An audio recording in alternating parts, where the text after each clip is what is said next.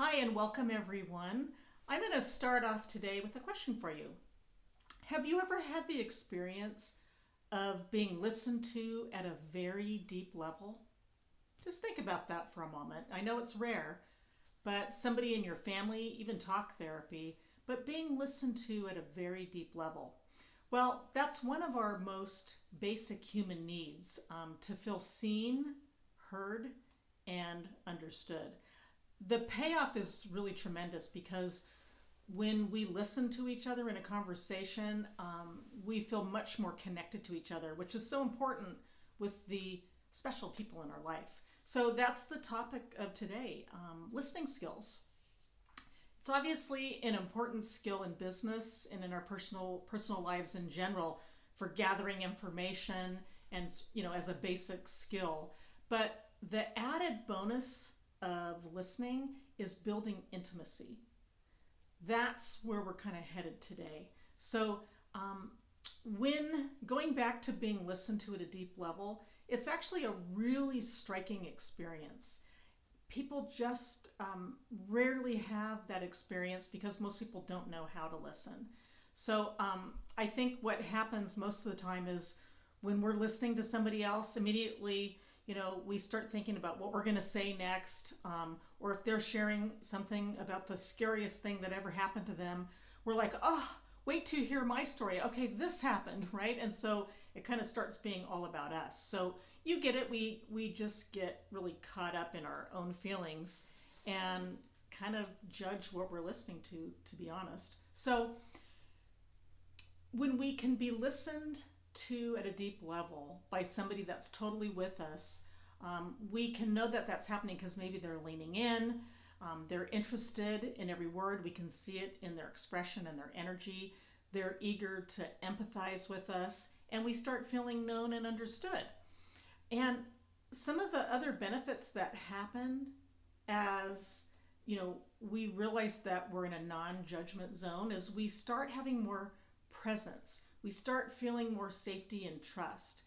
And, hopefully some of us have friends that are like that because I think most of us would say we have some friends that are good listeners because they're willing to suspend judgment of us. And then we all have friends that are kind of better served just going out for margaritas, quite honestly. Now, if you can combine a good listener with a friend who likes margaritas, all the better. So good luck on that. But what I want to start with is there's 3 different levels of listening that we learn in coaching school.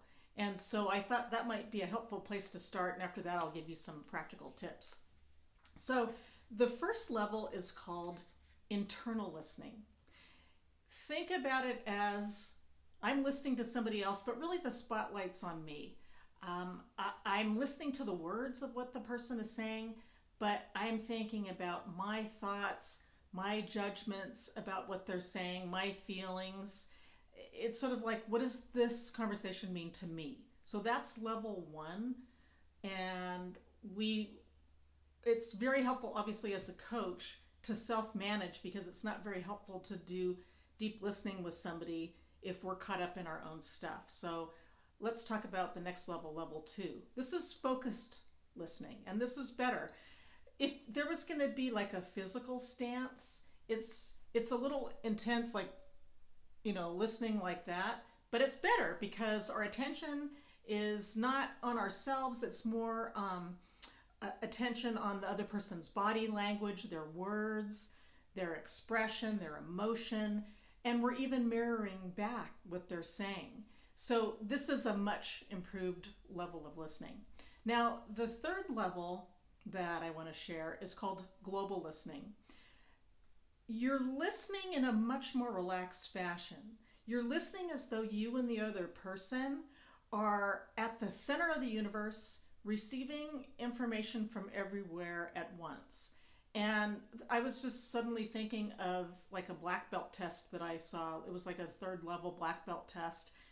The person taking the test was blindfolded in the middle of the room, and there was somebody at each corner that would approach and come in for an attack, and the person that was blindfolded had no idea. So they couldn't be rigid like this. They had to be relaxed and trust that they could handle whatever was going to come their way. So that's kind of the feel of global listening, but it includes the other person. It includes intuitive hits that you're getting, feelings that you're feeling in your body, and kind of the world all around you. So it's like there's an antenna that happens, like an intuition antenna. And so there's information that's going to come across. And when we practice this more and are more present with people, we'll start having better access to our intuition. So for most of us, that's a pretty new level of listening. So let's talk about just some practical tips for this, because I know it definitely will take practice. Again, to start listening at the level 3 global level, we have to be open and softly focused. We're sensitive to tiny stimuli so that we can receive information from all of our senses, and we just kind of take in the information and play with it as it emerges. You almost have to hold a perspective of there's no right, no wrong. You're just being with and seeing what comes up. Now, I want to share, so if you were to suddenly go through coaching school and be a brand new coach, and all you could manage initially was to be a really, really soft, easy going listener, relaxed, and also curious about the person across from you, that level of listening can be so profound to people, it would blow your mind. That's what I found as a brand new coach. I, was learning a lot of the skills, but just being present with people and holding space for them and being non-judgmental, like most people would get really emotional because maybe that was the first time ever in their life somebody listened to them without judging them. It's a very safe, sacred space, and why can't we bring more of this into our personal lives, right? So, imagine listening to your spouse this way, or your teenagers, because by the way, most conversations leave teenagers feeling really judged. In fact, one of my peers in coaching school decided to take all her new learning about listening skills, and she went home and had a conversation with her daughter, and instead of like giving advice and judging what she was saying, all she did was just listen, or maybe ask a question, or ask for more clarification. And at the end of that conversation, her daughter said, "Wow, Mom, this was the best conversation I ever had with you." And my peer just marveled because she didn't really do anything other than be present and be curious and non-judgmental. So a therapy professional once told me, when you do listen to people in this way, it's like a drug, and they will just keep coming back for more. And unfortunately, I think maybe we listen better at work and not so much at home, because it's just hard to self-manage because we have opinions about what our spouse should be doing, or our kids, etc., etc. But also try sometime experimenting using some of the tips I'm going to share with you with somebody that you're in conflict with. So you might save that. Maybe start with somebody who's like a peer at work, move on to a family member, and someone you're in conflict with. Just takes practice. Now, I want to share with you some practical tips that come from the world of spiritual psychology, specifically from Doctors Ron and Mary Hulnick at the University of Santa Monica. So they teach a practice called seeing the loving essence and heartfelt listening and heart-centered listening. So I want to read through some of the tips, and you can go back later and re-listen to this recording and just jot down a few things you want to try. So seeing the loving essence and heart-centered listening is really about, as a listener, centering our awareness in our heart and consciously looking for the loving essence in that other person. By doing so, you're signifying respect for them, the soul across from you, regardless of who they are or their situation or circumstances. So that's the beginning. Center your awareness in your heart, look for the loving essence in the other person. The second one kind of goes along with that first one, but it's throughout the conversation, maintaining awareness that you're in conversation with a divine being who's engaged in having a human experience. They're doing their best. So along with that, show respect by assuming that they have their own inner resources to handle whatever they're talking about. You're not there to problem solve, you're there to listen. The next one is set your intention throughout the conversation to continue to look with the eyes of your heart and the ears of your heart. Like that's a great way to be curious and non-judgmental. So the next one is make sure you're giving them your full attention, your respect, and your caring.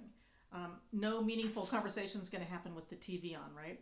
So the next one is follow their lead and try to listen at 4 different levels. So the content, of course, of what they're saying, the tone that they're using, just to the person themselves, and for the meaning. That's the meaning behind what they're saying. And if you're not sure, you can ask, a couple of really short questions to just get clarification. But in order to give that other person dimension and depth to what they're sharing with you, do some minimal encouragement, such as things like, I really hear you. Would you like to say a little bit more about that? But not too intrusive. And you kind of want to support people just one topic at a time, otherwise it gets convoluted. So the biggest thing that I can share is resist the urge to give advice. Sure, there's a time and place for it, but we tend to use advice as a default. And what you're going to learn as you try out some of these practices is that there is a lot of self-management that has to happen. I love problem solving, and so I have to really self-manage that when I'm listening to somebody else, because I have all these ideas and things, but I have to look at them as creative and resourceful, right? So I hope these tips will be helpful for you, and I hope you're enjoying these videos. There's lots of great things I've learned in the world of leadership and coaching and spiritual psychology, and it's just a lot of fun sharing it with you. So I will see you next time. Thank you so much. Bye-bye.